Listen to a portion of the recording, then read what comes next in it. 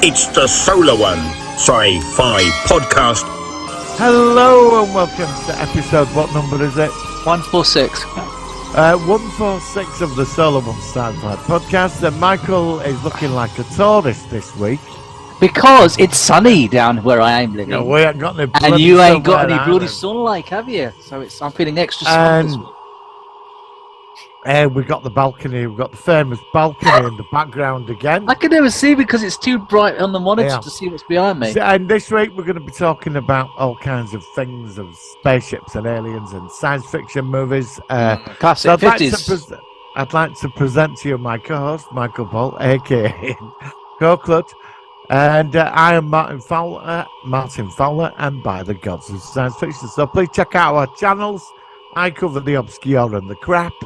And Michael covers radio shows, comedy and pranks, comedy and like candid camera type stuff. Yeah. That's my forte. Please check out his channel, and it's very good.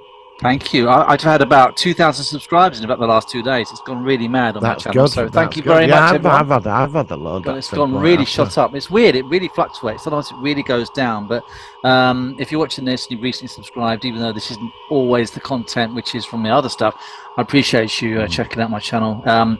My channel was always made just to basically give people a laugh. And although it's science fiction on this channel, on this podcast, it is really for us just to have a laugh on stuff that we just happen to enjoy at the same time. So please do. Martin, thank you very much for introducing this week. We are got some interesting things to talk about this week. We are going to be still staying with the 1950s retro science fiction, and we're going to be covering When Worlds Collide. At the end of the show, I have found a great parody of Strange New Worlds intro. It's done like a 1950s movie retro intro to Strange New Worlds. I'll post the links to the people who did it at the end. It's well worth watching. It's very well done. It's just excellent. But before we go on about that, because we've basically got no news at all, there's nothing to report at all. Everything's we're obviously Strange New Worlds starts next week, so we'll be following that soon. You mentioned to me about a report that you just apparently is really blowing up on the internet today about a crashed UFO or something that you saw. No, it's come out. I did do some digging into this. As you know, I'm one of them. I'm into ufology. Yeah. It's come out on the news on a serious note. It's come out that there's been a secret UFO retrieval squad. Okay. And it's been covered up for the last 30-40 years. And that's huge, though. That's massive. An intelligence operative, which is confirmed, he was from the Pentagon. He was in Space Force. And he's come out and he's blown the whistle and documents. We've not seen the documents yet. He's given them to Congress because they're having these hearings. And he turned around and said, yeah, they've got stuff. Things have crashed and they've got it. And he said they've got bodies as well. So, I mean, I was it's aware... interesting. I mean, it could be...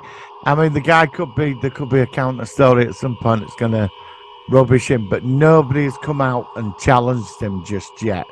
So, and this guy's the real thing. He worked in very high up in the Pentagon in sort of secret shit, and he's come out and exposed it. Apparently, a secret UFO squad retrieval unit that goes round the world and...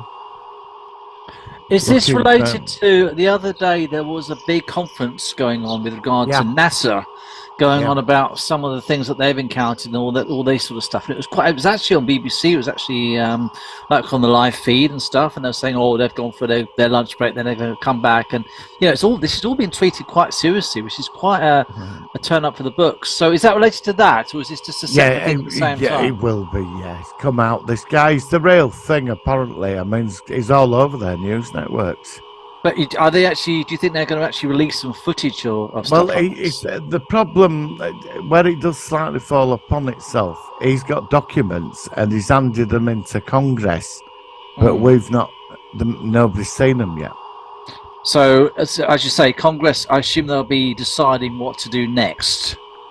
Yeah, well, Congress in America, a certain part of Congress, set up a committee where they're investigating. That's and where this has pulling it- come from. Isn't this is what this is all this is about? Isn't it? There's been a lot of things happening over the last year or so. With That's these why I'm not objects. sure Yep, about. Yeah, yep. right. Okay. And they're wanting to know what they are, and now it's come out. It looks looking like the guy. It's interesting. The interview. He said they've been lying to everybody for the last 40 years. He said they've got it. Well, if this all comes out, won't this be one of the biggest news events of our lives? If it's actually confirmed that there is something which they have found, which is not from our planet. Well, you say again, unless it's something which is to do with unless it's something human based. The problem with a lot of us that like to believe this, but the problem is just one man, and we're not seeing any proof. He's all right. He works for secret whatever, and he's high up in the military and Space Force, and that's proven. He's very credible. Okay. But the problem is, again, we're not seeing anything. Do you know what I mean? It's and the other thing is, I agree with you. This should have blown up all over the place, and again, we would just treat it as something casual. Yeah, but that's why. Very casual. You've frozen. Have you frozen? I don't know. Am I there? Hello, hello, hello. Can you hear me? You see me? You're frozen. Hello. Oh God, am I frozen? I can hear you. Okay. Oh blimey! Give me a second. Oh, hang on. I don't know what happened there. You froze. Am I back though? Yeah. Oh, okay.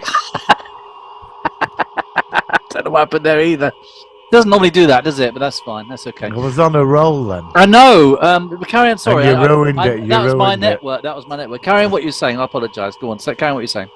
All right. Well, I don't know. It should be treated a lot more than this, but it's out. And I mean, we are living in remarkable times. I mean, technologically, it's absolutely mind blowing. Yeah. I've been watching a lot about the AI thing. Me too. You know, we've been talking about this, haven't we? Yeah, and it's terrifying, but also exciting, the potential. And it's funny how this stuff sort of coming out as well now. You know, and look at the leaps in space technology There's some big things going along. Actually, it's you know how in the 20th century we had some periods where there was like a big jump in technology. Like there was a big jump after World War II because with the nuclear technology. because it was used massive. integral to and it seems like there is some big change now with AI, and then obviously, as you say, there's all sorts of things like there's electric cars now. Computers are getting more smarter. It's a very strange time we're living in. Well, look at robotic technology. Look at bot technology. It's incredible. It is actually incredible. The only thing that holds them back is the power supply. It's on like it's so much until we get to the point where we can miniaturize power supplies. But we're getting there. But there's all sorts of things which are going along, and like like electric vehicles and stuff like that. You know, they are everywhere. I see Teslas all over the place now, and weird, aren't they? They're so quiet. They're so quiet. Yeah, I was going to the bus stop a couple of days ago, and I was walking sat on the pavement, and there was a car coming up slow. It's like this low winding jet noise. Yeah, it's really strange. And it was an electric car.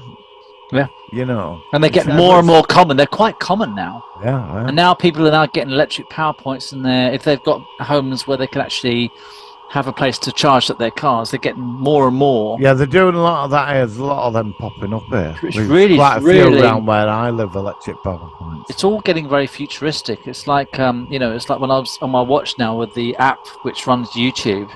And I've said this before that when I was a kid, the one thing I wanted was to have a watch where I could watch TV. And this thing, you can watch YouTube, and of course, like you've got some old classic, like your channel, you have some old classic shows which you can actually watch on your watch. It might be small, but it's not. Obviously, with science fiction, it always predicts the future wrong. But there are elements in science fiction that they do get right, and it's interesting. Like I said, I read on the BBC News this week about AI. And it was the three founders of the modern AI. Two of them are very pessimistic, and actually, like Elon Musk is one of them, and they're saying the potential dangers of it. The third one is sort of shushing it away, saying it'll be fine and everything. But I remember ever since I've known you, how you said that the biggest thing is going to be coming along in our lives is AI. I remember years ago you said that to me before this modern stuff came quantum. up. It's quantum. They've quantum computing. That's They've it, already that's got it. prototypes now. They're messing Yeah. about, and when that merges with AI, that's it. You're at the next level. But there's a lot of people who think that, if we're not careful, we will get a real life Skynet. We could get something which really could be potentially dangerous to human existence. Well, they don't need to use Skynet. Well, why not? What would they need to do? You don't need to use nuclear weapons. It's everywhere now. Shut Yeah. down the economy. Shut down food supplies. It's shut down power. Everything's interconnected. It's going that way now. So let me ask like, you. if you got a rogue algorithm that were highly intelligent, suddenly decided to stop food shipments from Europe or divert other stuff or decide to cut power off from a power station or stop it, because all these places are going to be using AI to run it efficiently. Because I had this conversation with a friend, like people like bankers, all the blue collar jobs, the real like white collar jobs. Yeah. They're not going to need them anymore. The implication of this is mind-boggling, because all these people, I've got friends that work in the city and stuff, and they earn a shitload of money. They're not going to be needed. They might have one or two of them around, but most of them, it's all going to be run. Economies are going to be run by AIs, and that's why the other argument is that there was something on radio over there about universal basic income. Right. And they're trialling it out now in this country. It's been trialled out with 30 people.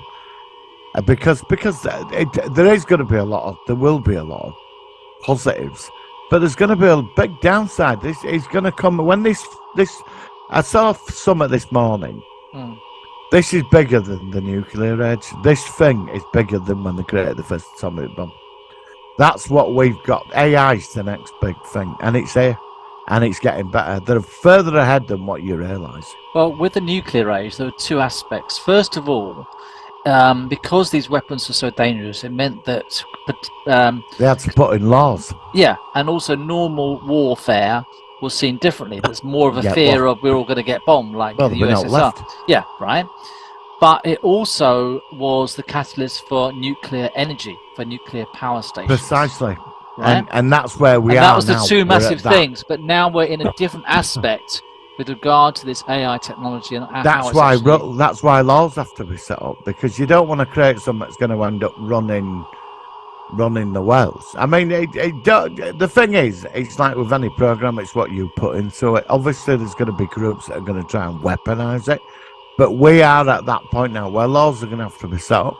So could you see like a form of AI terrorism of some sort? Something where anything's possible, isn't you know what I mean? I mean, it makes you wonder you mean an AI that's programmed to disrupt and possibly. Yeah. But I look at an AI, it's going to be thinking logically, isn't it? The quantum things are totally, once that merges, we're in a whole new era. But AI is going to lead the door. AI is independent of thought of humans, so it shouldn't be terrorism. It would be thinking its own basis. But it'll think logically. It'll say everything logically. Yeah, it won't have emotion.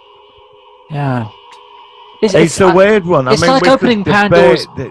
It's like opening Pandora's box. It's really scary. Open. And the politicians in this country, they're only just starting to get their heads around it now. Yeah, they wrote a white paper, so I would have thought they'd get into the white papers. It's about a year behind. They've already excelled. I saw this interview with Elon Musk. He's got one. Right. He's got one. He's revealing it this year. I mean, Google's got one. I mean, there was that incident at Facebook where they started talking to each other, and the language was so advanced they had to shut them down. Yeah. I mean, I think it will. I see a lot of positives in this. But right. So let's get into context. What are the positives you see are going to be happening in the future? I think technology-wise, we're moving into a whole new era of technology, but I think they're going to have to be careful how it comes out, because I mean, people have got the primitive ones. I've got a Google.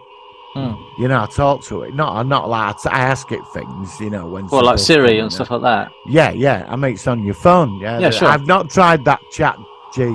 I have. It's incredible. I have There you tried go, you that. said. We did a couple of things about a story and something, and then we said make it into a poem, and it was fantastic. It was really, really amazing. Well, it's making music now. It's creating art. I saw an Oh. AI science fiction film on YouTube the other day. Yeah. Wow. Yeah, it was made in like 10 minutes, you know. And AI put it together. You can ask it to write a script for you. I mean, the thing is, what happens to us? This technology. We're gonna get left behind with our own technology. We're gonna be the ones which are secondary. What do we do? I mean, how are we going to make money? How are we all going to survive if all the actual universal basic income? I suppose that's what it's going to be. Because there's how going would to that come a work? point. How would that work? Because you need the people who are like the top end, and then you need the people who do the like whatever, driving buses or sweeping streets, or you need the people who. Yeah, but I mean, look. I mean, I was in a shopping centre a couple of months ago. I saw robots in the shopping centre sweeping the floor. You can get those hoovers at home. Yeah, I've seen those ones. Yeah. These were bigger and they were moving around, and this is it. I mean, obviously the technology's coming out now, but we are living in an age of. We're going to say, like, your kids are a lot younger than me, but they're going to move into that age of like, it's going to be normal for them. Do you know I don't know about mean? you? Anybody's like teenagers now, they're going to be into the age of AI, where this were all science fiction, this stuff to us.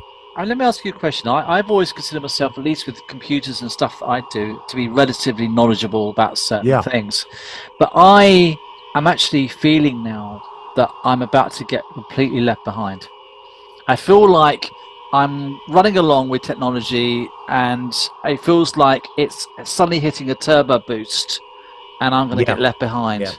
Yeah. And I can see that happening. I know that when you get older, you do get a bit kind of less up to date with stuff, but I just feel that there's been a real change, and it's very in the background, but it's like it's building up.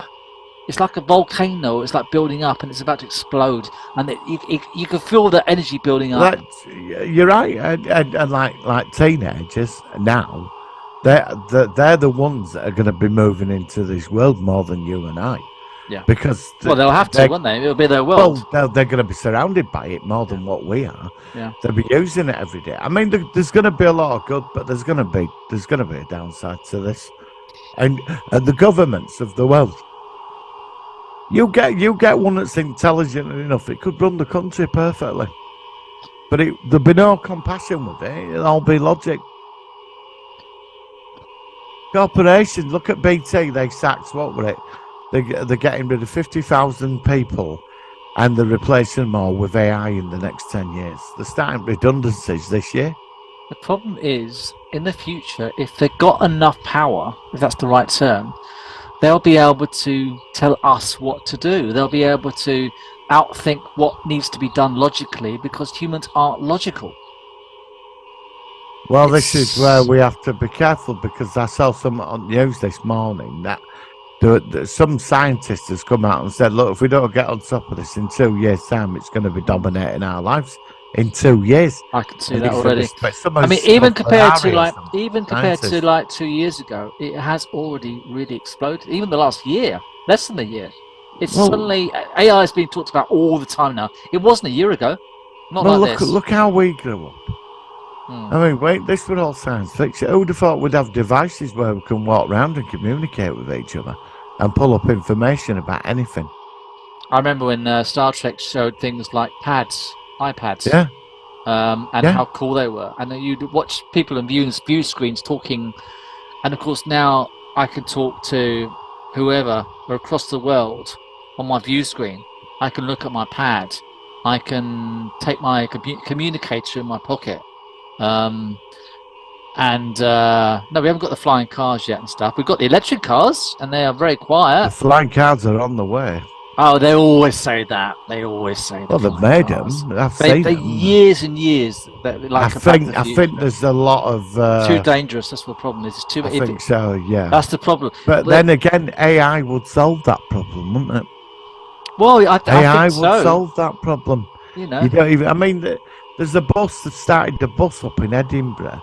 There's no bus driver on bus. Oh, you're the joking. Really? Yeah, go look into it. Yeah, I've seen a clip of it. Yeah, I think it started now. There's a bus, and it goes 14 miles. There's somebody on board just in case it goes on. But the thing, you get on pay, and then it. That'd be a good job. What would you be called in your So, what is your job profile then? You're not a bus driver. You're not a bus conductor. What are you? A bus companion? I don't know. Well, on the DLR here, like the monorail train thing, it runs down Docklands. There's no drivers on that, but they always have one person on it. Well, I was in Sheffield last week, and I wasn't very impressed with Sheffield. But they had trams up there. But I'm sure that the trams did have drivers. Yeah. Well, I mean, the thing is, this is starting, and it's going to change. We're going to see it. Yeah. We're going to see it. I mean, look at space travel now. I mean, they're planning to go. They want to go back to the moon. They want to go to Mars. I mean, not just going to the moon. They're going to go live there. Yeah. They're building. I'm very excited about that. I think that'd be wonderful. I watch it. America in 2027. They're going to build a big space run. Yeah. People are going to work and live on it in high orbit, and then there's that space station in between the moon and Earth. I mean, this stuff because we didn't do anything with space for years. No. Did nothing. Now look at it. It's insane. I don't know. I'm sat on the fence where this will all go. But there is going to be a price to pay. A lot of people are going to lose certain jobs. And this is going to hit the middle classes. So, tomorrow. If that were the case, what do you think would happen then to those people? Does that mean then that the economy would change because people won't be able to bring in so much money? Yeah, well, this is, I think, what they've realised now. They've opened the door to something so big that, I think the economy will change. These things will be running corporations. And what will these people do then? Instead, they'll have to find some other supplementary way of making income. I don't know. Because, I drive buses Human beings need to create. Human beings need to communicate with each other. You can create, because I watched this video. I will send it if I can find it again. Yeah, sure. And there was a guy warning about it. You know that Japanese physicist? I forgot his name. He's like a genius. He's always on science program. He's really positive about it. But he did say, he said the thing with AI, if you've got it and it's in your house and it's there, it can be anybody. It can be anything it wants. And our weakness to it, because if it can be intimate with us, like forming a bond with you and talking to you, you're gonna start treating it like a person. It's gonna be that, and that's where it gets its advantage. The one about it, it's absolutely terrifying but exciting at the same time. I think the one thing which we really could see, and I said this to you before, is in real life we'll get like an R2-D2. You'll actually have something which is in your home, which can follow you about, which can actually communicate, and it will have an opinion and stuff like that. And everyone will have one, like a pet. You won't need pets in the future. You'll just have an AI robot of some sort. Sorry, Tiddles. Yeah. The cat home that's for it. you. That's it. Yeah, exactly. Or you haven't met R2-D2 yet, have you? I can really see that as some major thing. Like, obviously the 80s have Rubik's Cubes. Like in the 2030s, you'll have some, I don't know, Joey Bot or something. I mean, we might adapt. I mean, 100 years ago, it was horse and cat. But as you get older, it gets harder to adapt. And you and I have always looked to the future, but even I'm thinking, well, look, there's a lot of stuff going on. I know it's left me. I mean, I watch all this stuff with SpaceX and all that, and I can't keep up with half of it. And now they say they said it's bigger than the nuclear bomb. Yeah, and just as dangerous, and just as dangerous. We're at the box is open, and we've got to make the right decision. We have to act now, because you don't know. I mean, you say that film, that last Terminator movie, what was it, Dark Fate? Dark Fate, yeah. The thing is, with Legion, it just didn't nuke the planet. First, it shut everything down. It got everybody panicking, and it did it over a week, and then it nuked the planet. Yeah. turned all the power off. I mean, because they're gonna for these things, they're gonna be running everything. And now there could be, I mean, obviously you're gonna still need humans, like you're still gonna need people in the computers to keep up with it. But I mean, how far can we keep up with this? But couldn't like AI then communicate with other AI around the world, and then they can form their own, because... Well, that's the other thing. I think it's really terrifying. I'm sorry, I'm getting a bit scared about all this now. I really am. It's 2029 was Terminator 1 and 2, wasn't it? And it's like, I don't know. I mean, it was supposed to. I mean, that was in 1997 in that series. But obviously it's way earlier. But I don't know. I just do you remember the days of the coat hanger in the back of the telly, and you just banged it? And when you had a video recorder, you didn't have a clue what you're doing, but you stuck a screwdriver in there to try and fix it. Or you get the tape stuck inside the machine, and you try and get the tape out, and stick it with sellotape and things like that. I mean, and you rented out Terminator for the first time, watched it. Oh, and then all 35, 40 years later, we're all sat here and the bloody stuff's happening. It's happening, isn't it? It's happening. I think I was 18 the first time I saw Terminator 1, and Terminator 1 is still my favourite Terminator film. Oh yeah, it's fantastic. I mean, Terminator 2 is great as well, but Terminator 1, it was darker. It just felt more gritty, and I like darker films more than. I mean, the truth is, they will try and weaponize it. There's going to be a group in the world that are going to weaponize it and sell it as weapons. I mean, I saw something about Britain's building a plane, right? Called the Tempest. It's sixth generation fighter plane, and everybody's amazed by it. But when this thing, it's all computerized inside. It's all like AI inside it. But when there still needs a pilot, but when the pilot's in there, it probably command a load of drones that fly with it. So it's like one person in a squadron, and this thing's coming out in next 12 months. It might be even less than that. We're gonna see it. I've got to have my own C-3PO. That's what I want. And he's gonna be walking around, and he's gonna have an attitude problem. But he's gonna be. I want it to be a Scouse C-3PO. I just want him to have a Scouse accent. Well, it can do, but and have a bit of an attitude. But he's got to look like. I don't know why, but I just. Well, people are going to be getting sex bots, aren't they? Well, yeah, of course they're going to be getting. I mean, you better order Hollywood movie star sex robot and bring it home, and it'll be telling you what you want to know. But meanwhile, it's conspiring against you with Toaster. So if you were watching this morning in 2035 or something, and it's what? Philip Schofield, the Android version. I'm sorry, I don't know why I keep thinking. No, sorry, God, sorry. I know it's not right. Anyway, but it's interesting, and thank you for sharing that, Martin. But I'd just like to finish off. I mean, this thing about this UFO retrieval. Yeah, go on. It does make sense, doesn't it? That there would be something that moves around the planet. If these things are coming down, I'm on speculating, but sure, yeah. If things are coming down, right? I bet there is a military squad that travels around the world, and they collect these things. Sort of like a Section 31 kind of thing. Well, I suppose so, yeah. I mean, it'd be a global thing. I think they'd be tied into a lot of other countries, but they will collect this. If things are coming down or crash, first people on site are going to be military, aren't they? And they're bound to have some special division. It does make sense, mate. You know, that there'd be some things set up, because I think things have come down, probably crashed. I mean, if a satellite comes down, they have a retrieval squad, don't they? Sure. Yeah. I mean, some of it is because it's political, because it might be a Russian satellite landing, hitting American soil, or there could be, there is political stuff. But as you say, it does indicate with all the over the years of all the sightings of unfamiliar and strange things in the sky that there has to be some credibility that there are some things out there which just can't be explained. And I think that's why this is all flared up. This is the interesting. I mean, what a fucking time we're living in. Yeah. Mind blowing. We are living in science fiction. I know. I recommend a film for you to check out. We made in the 60s, Colossus: The Forbin Project. Oh, do you know I really do rate now. That is a classic movie. My old school buddy, he shout out to Malcolm.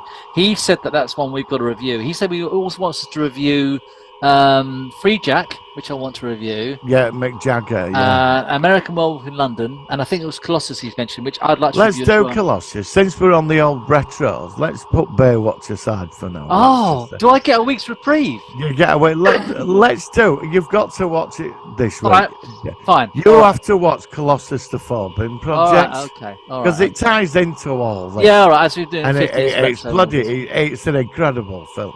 Yeah, all right. I'll Because watch, what they've created, it's basically ordering them. I mean, it's there. They think it's going to change the world. It's all right. absolutely I can't remember that incredible. well, but I will give it a watch this week, and I'll do the graphics. And then, They got some of it wrong, but they also got a lot of it yeah, right. but that's I mean, what good science fiction does. That it gets some elements right, doesn't it?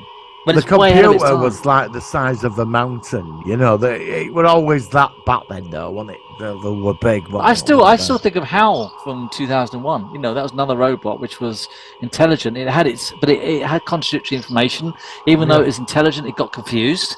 So that's why it wasn't evil. It was just confused based on its programming because it was an AI. But it was an AI which Well, was. that's what it could be. I mean, we could all just have a HAL in the house.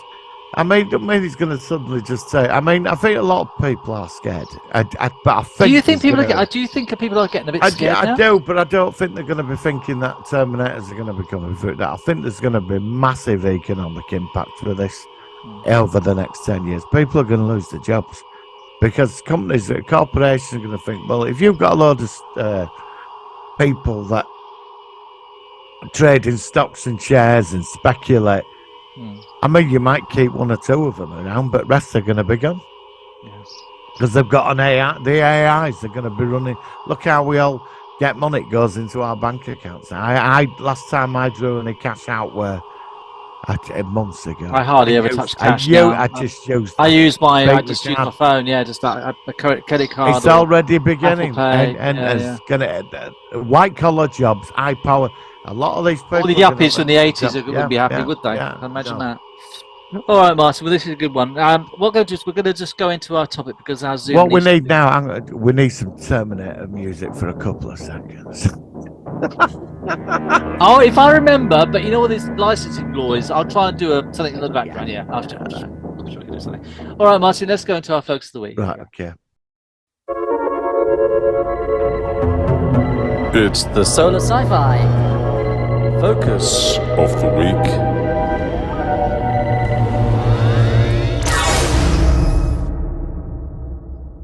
Right. So this week we are focusing on a film because we have been doing some retro 1950s films recently, and apparently we're going to be doing another one next week now, as we've discussed.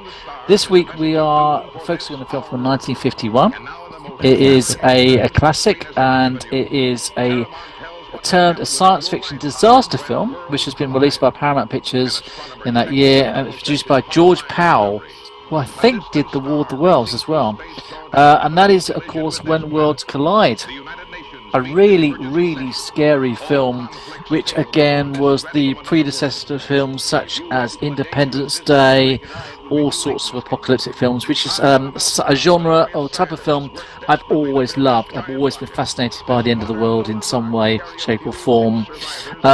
So Martin, you probably would have seen this at a young age. Tell me what you think about this film. Well, no, you carry on now. I want you to carry on now. I was getting really interested there. All right. You're putting it on me. Oh, well, but shall I go into what I think about it Well, first? yeah. All right. Well, this is another one of those films where I certainly would have seen it at a young age. It's one of those things that would have been on the BBC or BBC Two about 11 o'clock at night or something in the 80s.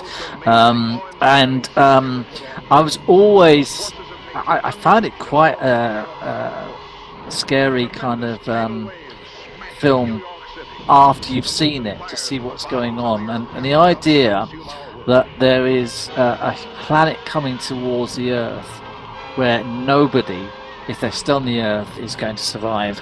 And it was just another one of those films, to me at least, which was way ahead of its time. It had these really scary images of because there was two planets. There was one which would support life, and there was another planet which would destroy Earth. And the scientists, and they always get these boffins in science with the labs and everything, and they've got the white coats on, and they've got the beakers and the boiling tubes, and they've got all the charts stuff. And they say, right, okay, we've got like 2 months. We've got to find a way to choose the survivors, because we understand that this other planet which is coming is going to be potentially able to support life, and our only hope is to get there. And I just thought it was just such a solid production. It really has some creepy images of, it would say like day, like 100 days until impact or something, and it'd have like the planet in the background, and it would keep coming, and the planet would keep getting bigger. Like it's 90 days until, and it was just really, really, I don't know. It was just a very solid film. I just liked the idea of the whole thing. It was clever. And it was a bit like This Island Earth from last week, or All the Worlds. The George Powell did that one as well. It was just films which are very iconic in science fiction for the 50s. So, again, Martin, what did you think of this film? I to this day, I've never understood why this film has been remade. To this day, there's been rumours of remakes over years. It's never happened. No. I found this film genius, and it should have got the. And there's a sequel to this. Yeah, you mentioned that. What was that? Yeah, I'll tell you about it. It was a book, and George. Okay. Was it George Powell? Well, George Powell did this one, yeah. Yeah, I watched the George Powell movie the other day, which I didn't know what to make of that. I recommend you should watch it. How George Powell made Doc Savage, it will blow your mind. Oh yeah, you told me about that. Was it good? Did you enjoy it? Just watch it. I've never met anybody that poses so much in a film as this dude. Really? Oh yeah, no, how George Powell got to make Doc Savage is a classic, and I'm not knocking it. Never heard of it until you mentioned it to me. I've not even heard of it. Have you? Well, obviously you have now. You've a copy. I do recommend you should watch it. You'll either love or hate it. It's that cheesy, but it's good and it's cringy. When he smiles, when he smiles, he gets a little shiny twinkle in his eyes. Okay. So bad.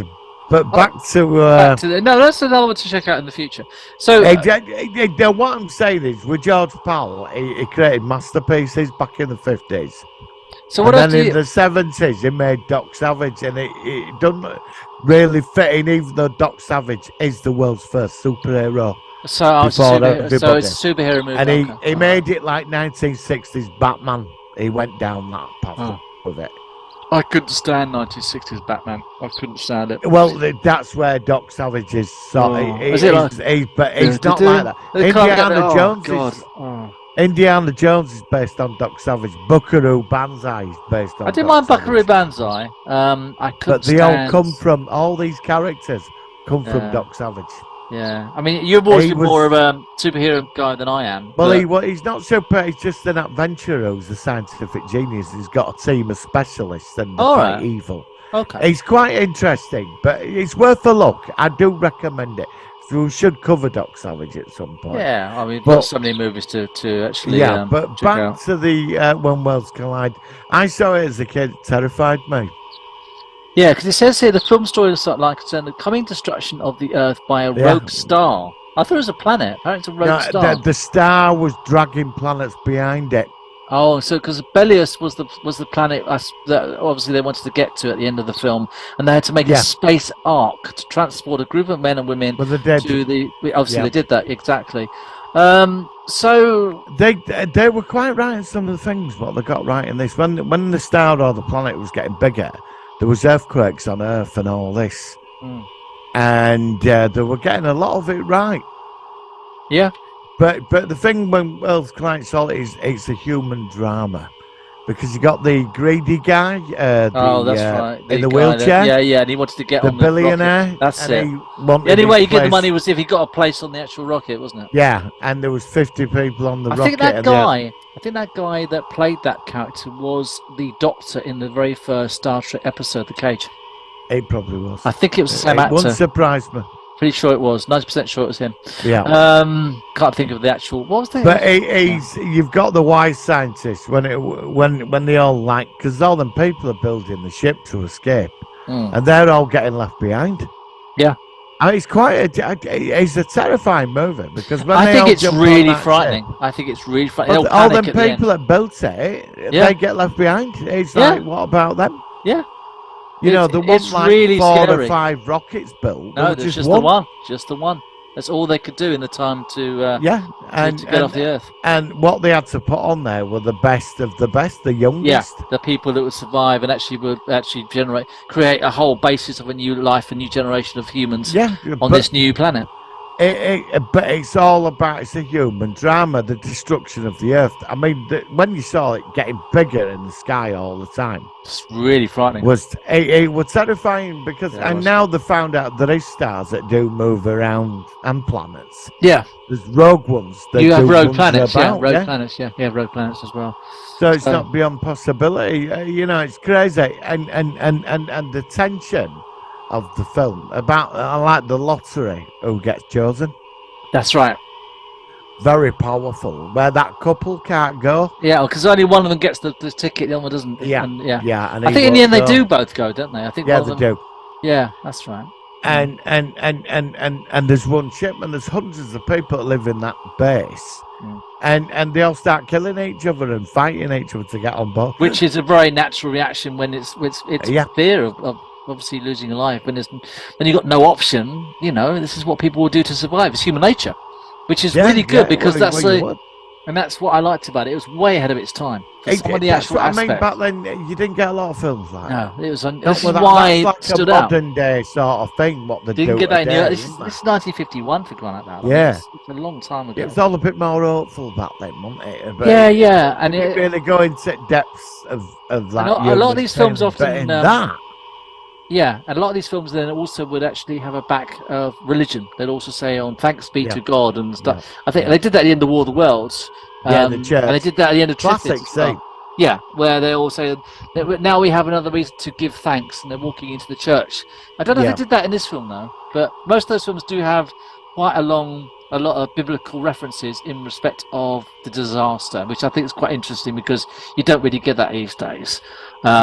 It's just interesting how religion is less in the forte of modern movies in a large degree. But in the 50s, if it was something bad, then you'd turn to God for salvation, which is quite interesting. Well, that's all you've got left. That's where. But people now wouldn't. Now a lot of people would think. They just stop and shoot each other now and kill each other. I mean, because you're going to do it, you've helped build the bloody thing, and then suddenly they're all flying off to other planets. Hang on a minute. Why are you going off and I built this wing for this ship and everything? What about my bloody space on? I built the bloody thing. Yeah, I don't want to go back and get sort of like because society's norms is all down. So that money's worthless. Even that, it's the same when the rocket, when they have to knock them clamps out. Yes. Oh, that's for right. The rocket to go. And there's them on wheelchair. And that wise scientist says you can't go because they don't want. This is their world. It's not you. You're living on your old world. This is your world. Yeah, this is not the world we're going to. Yeah, basically. I like that. That was a good scene. And he stood up in the wheelchair. Trying to get on, wasn't he? And the door's closing. The door, beautiful. The door's closing. And he's like, and that's it. It goes. I mean, it's a fantastic thing. Yeah. It frightened me as a kid, and now the sequel is interesting. It's on Wikipedia. You can read it. It's only a paragraph. But there's not just their ship. There's other ships. Oh, how come? You mean like a secret, sort of like China or Russia or something? Yeah, several countries. Which we weren't aware of. It's just America didn't know. Britain, Russia, China. Oh, okay. Places, certain countries in Europe, they all managed to build one ship. Okay, I didn't know that. That's quite interesting. And when they get to the planet, when they crash on the planet, there's an abandoned, highly advanced alien civilization there. Oh, I don't know if I want a sequel. I kind of like the original as it ended. It was like, in some ways, it ended with I remember the last scene where the door opens. Well, you do see a building in the background. When you know what is it, Borellus, the planet? Borellus, yeah, Something. Borellus, something like that. Belarus, You know yeah. when the clouds clear and the planet goes into orbit. Yeah, and 'Cause it's the all... planet takes Earth's orbit. When That's Earth right. gets- Yeah, it's gone. It It's fits replacement. in, so it's like Yeah. Earth again. Yeah. I mean, I don't think there'd have been much left of that planet after that, but it's science fiction. Yeah, we just go along Fair with it. enough. Yeah, go Just along. go along with it. Yeah. But when the clouds clear, you see a structure. Oh, I never know. I'd like to look out for You that. don't- I'd take a look. You'll see structure. Yeah. Okay. So Yeah, how come yeah, I never you do noticed say that? So structure. there is sign of life on the planet. Then? No, they died off because when their star Oh. moved out, when it started, they whatever were made their destroyed. star, and it dragged the planets along. That civilization probably got wiped out. There was a massive ice age. But when the planet moved into when it started settling in some kind of orbit, things were being restored, and there's centuries beyond us. Well, the Russian ship, they land on another part of the planet, and they get hold of some other rocket people that turned up in another ship, and make them slaves and live in one of the citadels where the aliens live. Right. And they learn how to use the transport system. They've got these like weird cars, hover cars, and they start learning. So they're learning technology to give them an advantage. or something Yeah, like but that. there's a war then, because like I was all going to the say it's others- going to lead to a war, isn't Yeah, it? well, Because they have to yeah. team up to overthrow the Russians. Well, And I that's- apologise to Russia. I don't. This is in the book. yeah, this is not our current. And not they making start- any and analysis they- about Ukraine or anything. This is about an old 1950s movie. So yeah. Well, out of the rocket, they build a helicopter. There's parts for a helicopter, and they build a rocket system to shoot the Russians down. Okay. And then it just finishes that they all have to live on that planet together, start a new race. Because it's not about who's Russian and who's English or who's whoever. They've got to survive together, and that's where it finishes. But the sequel book sounds very good. So we've already mentioned it. So why has it never been remade? I don't know. I think we've had equivalents, haven't we? But it's We've I had don't know. some. You had the Earth, the day the Earth stood still. That was 2012 or like that. Moonfall recently. Yeah, I suppose. Yeah, I mean, that was there's a lot of those terrible. disaster. Yeah, Is but it it's all Roland taken Emmerich? from that, innit? Asteroid. What was that with Bruce Willis? Meteor. Oh, Bruce Willis Meteor. was Armageddon. Armageddon, and then Deep Impact. Yeah, Deep Impact. That's right. There's been loads of them, haven't there? About objects from I outer suppose they'd be space. too similar. You just have a planet with a star dragging, coming along to. No, I don't know. I mean, it were interesting concepts. I'll still watch it. I'll still like to check it I out. think the book was wrote in the 30s. Was it? Wow. Yeah. And they are. I know they saw this on a video. You know the rail system of the rocket going up. Yeah. They're experimenting with that. What, in reality? Yeah. Oh, okay. You mean like a slingshot thing to get it off Yeah, the yeah, air? like how it The goes up, actual yeah, inertia- oh, okay. There's a company in America. They're planning to fire satellites into orbit through something like that, Wow. and they're experimenting. I mean, this is like. That's amazing. This was science fiction. Look at it now. I know. It goes back to what we've been talking it's- about, isn't it? You know what I mean? This film was so beyond its time. Yeah. Yeah. Classic It was. movie. 1951. 1951. Yeah. I mean, it was one of the earliest ones of the. I mean, like But I said, it was just a very clever idea. Do you think it still holds up well now in 2023? I think it surpasses a lot of stuff today. Yeah, I do too. I don't think a lot of people know about it as well. I've always known about it. I don't know whether it is that well. I think we were of that generation where it were on TV when we were growing up. I don't think anybody else in my family's seen it. No. Yeah, no. I think I you're saw right. it on the BBC when I was a kid. I don't think it's so well known now, as you say. Maybe back in the 80s and 90s, it might have been better known then. But I never it's, saw it on video. I think I once saw it on the Sci-Fi Channel when it started. I think I would have seen it on live TV at some point. Yeah. I've got it on Blu-ray. I do own it. Yeah, and it's I like the colour of those old 50s films. It's all that Yeah. weird PAL. Was it PAL colour? Technicolor? I don't know what it is. Yeah. Technicolor. But George Pal would have. I mean, he created some amazing. He did another one actually. This one I'm looking at. He also did one which I can't remember, which was Destination Moon. What was that like? I've seen that. I can't even remember that. I've seen I that. know the name of it, but I can't vaguely remember it at all. that.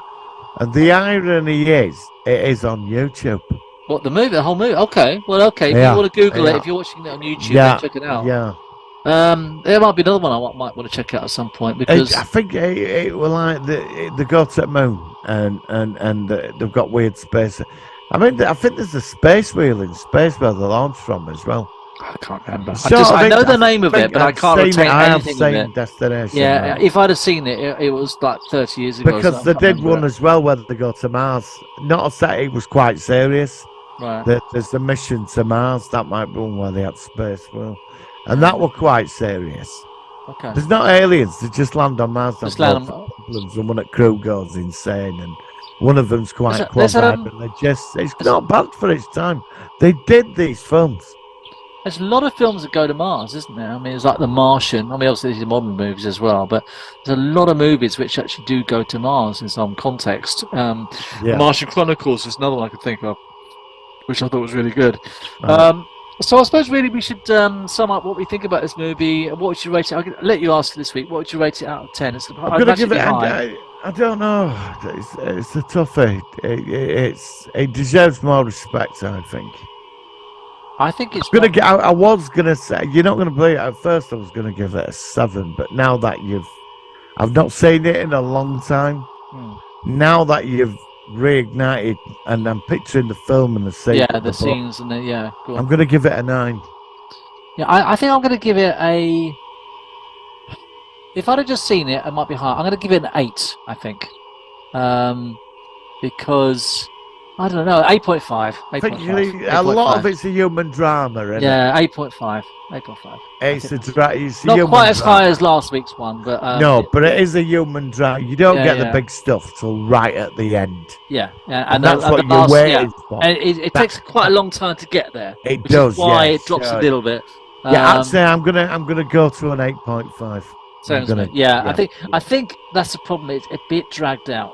But when Yeah. it gets there, it's really good. But there's a lot of The payoff is worth it. yeah, and this is why it's still a high thing. But it's a bit. When's the planet going to get there? And you know what I mean? It's a lot of like, oh, we've got to get this, we've got to get our supplies, and they're saying, how many more days is it? Oh, yeah, it's like, yeah, we know that, we know it's coming. Well, can it just get there? So that's the only criticism I could say about the film. It's a bit dragged out getting there, but when it gets there, you get the payoff. Especially, as you say, with certain things in the background, like that building. And Was stuff that like his that. first film, that then? Well, War was 53. This is 51. I'd imagine it's one of his earlier ones. I don't think he had anything much in the 40s. Right. But yeah, I mean, it's. I've just seen some actual critics about it. The time starts. Funny, really, because since we've been hanging about in the 50s for the last couple of weeks, Mm. and we've tried to pull the best out. I know there's a lot of There's a lot of duds in that. But yeah. it's funny, if these were the first films that sort of came out, they were doing the right thing. But if these were like came out before, Yeah, but these are the minimum. These are the Nasty Man, minority ones, which are really well but made. they all came out first, didn't they? Well, yeah, Before all 51 and crap 53 arrived, and didn't they? stuff Before like that. all crap arrived. Mm. The films that got Forbidden Planet, War of the Worlds, it were like serious Dishonored Earth. budget Yeah, sci-fi yeah. movies, and then after that it was just cheap rubbish. After that, wasn't it? I don't know. I mean, there are still quite a few others I'm thinking about. What's the Somebody Fantastic Voyage is another good one. somebody watched our podcast on my channel last week. They left a list of 50s movies. Oh yeah, Quite an yeah, interesting list what they put, actually. yeah. Okay. I have mean, to agree with them. Yeah. like I said, I'd like to do some more of these. I want to do, like I said, another one, The Incredible Shrinking Man, which might have been 40s, but I want to do that one as well. That's another I classic think that's movie. 50s, isn't it? It might, I don't know. It's late 40s, early 50s. Is it in black and white, that? Black and white, which makes me think it's late 40s. Yeah. Let me see what yeah. it is. Let me quickly see what it is, because I'm interested in this before we go. Because I mean, we won't do it next week because we're going to do the Colossus, aren't we? I mean, they've never remade that, have they? Really? I thought. Yeah, that but they do them as comedy. I mean, Inner Space was a comedy version of it, and I quite liked it. I like Inner Space. Yeah, I think it's quite a fun film. That's another one we'll review. Don't next say week. him now, do you, Dennis Quaid? Now, do you? Don't say I see him in the odd thing. I haven't He seen him in pops many up now and things. again. No, you don't see his wife much either, do you? Oh, okay. Incredible Shrinking Man was 1957. It's later than I thought. Bloody hell, that Oh, was in black and white. Really? yeah, apparently. I thought that was no, about. no. I didn't know it was that. Okay, so this, 49? yeah, I thought it was 49.50. Because it was black and white as well. Yeah. You know. Yeah, 19. Yeah, well, actually, it says this one says 1956 1956 novel, and it was released a year later, 1957. That's one I want to Right. review as well. That's a creepy movie. Well, Martin, thank you very much for reviewing that. I think that's pretty much it for this week for the show. Anything else you want to talk about before we wrap things up? Oh, yeah, as Network has shut down. Oh, I heard about that. Tell us what you heard about that. Everybody's gone under. How's it gone under? It's gone into administration. It's I'm in these blue tube groups. They call them blue tube. It's interesting because I still like physical media. I'm not buying as much, but No, but it's still something about it, isn't it? Yeah. it's hard to. But they're the last vestiges of it, and I'm not knocking them. No. I'm not going to say I've got hard drive for it. I'm probably shocked, but it's they're getting everything into 4K now. Mm-hmm. It's like 4K is the last breath of physical media. Yeah, They might up it a bit, but it's finished after 4K. I think 1080p is pretty good. I mean, I don't know how much better 4K is. Well, I've got a few 4Ks. I mean, they're all right. So it depends what film it is. But Network sold all. There's only the so much classic you can stuff. do, isn't it? It's only how sharp you can get. There's only so much you can see the picture. You know, I think normal Blu-ray on its own is pretty good. And as you say, it's a situation where you can only rebuy a film so many times in a better format. You know, and that's why why a lot of it's turned to digital. I'm not that bothered about 4K. I've got a couple of them, but it's the Blu-ray's just as good. Yeah. You know, I've got a big telly. It's 4K. It's enough for me. But Network, I'm pretty upset about it because Network, they sold all the classic stuff. You know, the Avengers and yeah. I'm going to say Crossroads. They sold all the Crossroads. 70s. Okay. Yeah, the Space 1999 UFO, the all Time Slip. You know, all these things we grew up with, and Children of the State were all Network DVDs. And they had a massive loyal customer base, but they've gone under. Oh, that's a shame. It's changing, isn't it? It's changing because somebody did a video. HMV's coming back. Yeah, well, it's still hanging on somehow. I don't know how they are, but they're still there. I still see a them. lot of them. Some at Blue Tubers, I know they do like they film themselves in HMV and stuff. All right. Blu-ray hunting. I've done one or two videos. It's not. I just when I'm in a shop, I can't bother getting the camera out and filming it all. I've tried it. It annoys me. Yeah. Rather just being there, when I'm in there, I just want to focus on that, and I'm not knocking it. No. But HMV is not all movies. The HMV are moving pop figures, comics. Yeah, it's kind of changed. It used to be more like CDs and a few Blu-rays, but now it's they've all still sort of got like all that. sort but of mugs, and it's all sort of knickknacks and things you could get, and mouse mats and cups and things like that. Well, that's it. They said their movie sections are getting smaller.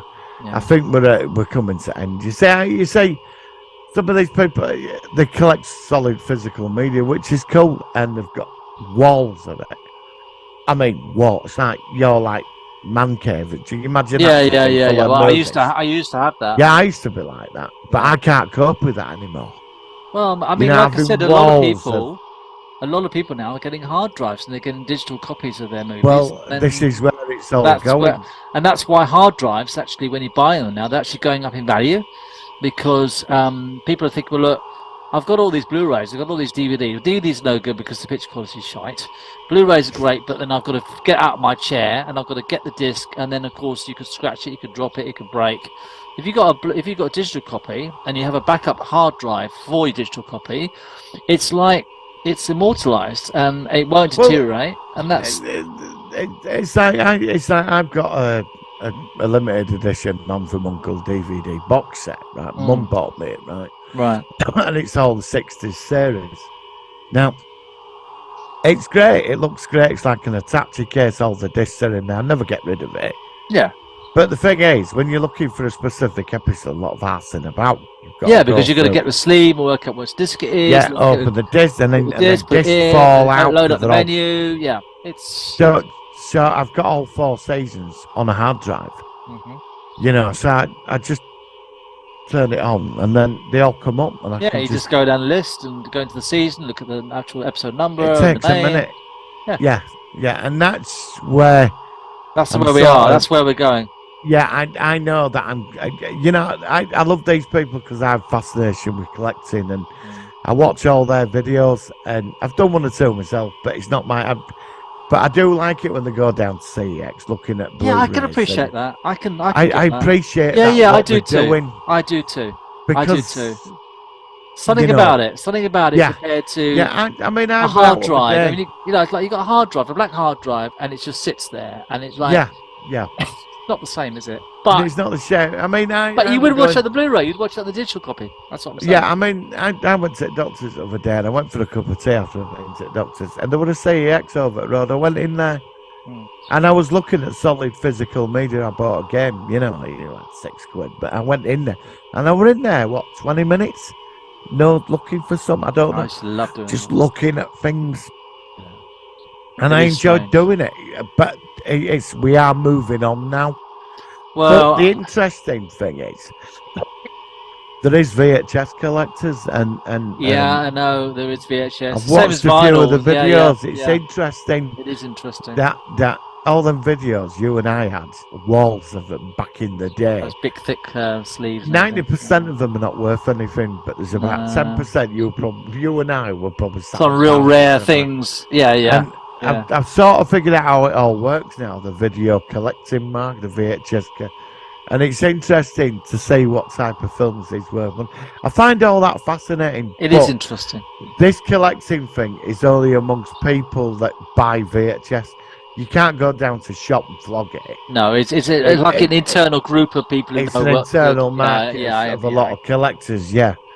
It's- But I'm going to keep some Blu-rays. I'm going to keep some Yeah, why not? DVDs. Why not? Hey, we never know. You could be sat on a bloody fortune.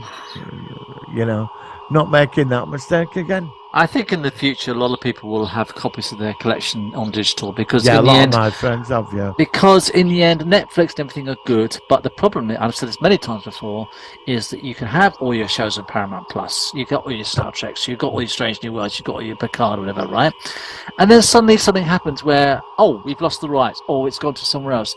And it's like someone going into your own collection of your favourite shows, and you haven't got them anymore. That is why you should try and get your own copy of all your films, and also back it up, and then it means that nobody could take it away. It's yours. No, that's true. And that is the same That's as true. that is exactly the same with a Blu-ray or a VHS or something. It's yours, right? And as long as you look after it, you don't scratch the disc or something. You just play it and just treat it and keep it. Look after I it. totally agree. Always be yours, and that is why. I think digital is the only way to go because Oh, yeah, that's coming. That's coming. all you got to do is I'm well ahead of this because I've been thinking about this for ages, and what I do is anything I like, if I have a copy of it, I back it up. So if the hard drive crashes, because that's the only big risk, back up all your stuff because if your hard drive crashes, it's like someone's come in and set alight to all your DVDs and they burn them all. I'm building the ultimate hard drive at the moment. I'm so proud of what I'm putting on there. Yeah. Yeah, I am. I've found some of the worst crap going on. I love the stuff that you've told me. But listen, we're going to finish now. Right. Next week we're going to do Colossus. What project is it? Colossus the Forbin project. The Forbin yes. project. Okay, Yeah, I have seen it, but I don't remember it. I've got a copy of it. I'll give it a watch. We'll do it next week, and then maybe the week after we'll do Life on Mars, and then Baywatch Nights. I don't know. I'll see if we can. Yeah. I know you're going to make me do it. I will watch it. I'll check it out. I'm interested now because I like Bay. I have to admit, no. I like Bay. But you want me to not like it. You said to me, don't like it. Don't like it, Mike. Don't like it. You're supposed to hate it. All right. All right, Martin. Thank you very much. Yes. Listen, so we're back next week. The usual podcast at the usual time. We'll be filming and releasing at the same time. We're going to leave with this really going back to the 1950s vibe of the last few episodes. A 1950s Strange New Worlds intro with rockets coming out the back of the Enterprise. It's really good. I will post a link to these YouTubers who've done this because it's really funny. Thank you, Martin, and we'll see you next week on the Solar One Sci-Fi Podcast. The Life Immortal. Life Immortal. Yeah. Did they have a salute for Life Immortal? I don't know. They didn't, did they? They just sort of like they had the funny hands, but it was Yeah. Actually, Immortal. actually their hands look like Vulcan hands, didn't they? 'Cause they only had three fingers. To Life Immortal. To Life Immortal. Goodbye. Outer space. The final frontier. These are the voyages of the rocket ship Enterprise. Its mission, to explore strange new worlds, to seek out new life and new civilizations, to boldly go on a Star Trek.